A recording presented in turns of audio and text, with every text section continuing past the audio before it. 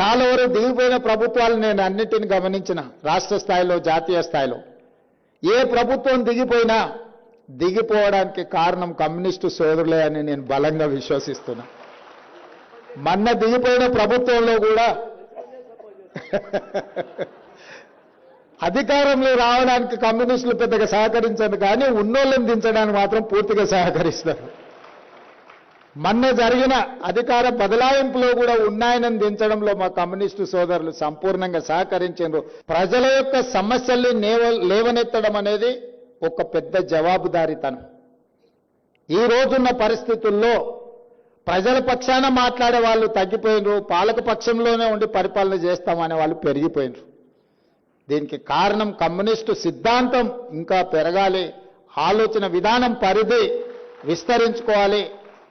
Communism అంటే లైబ్రరీలో చదువుకునే పుస్తకం కాదు, పేద ప్రజల గుండెల్లో సమస్యల పట్ల కొట్లాడే వాళ్ళ పట్ల విశ్వాసం.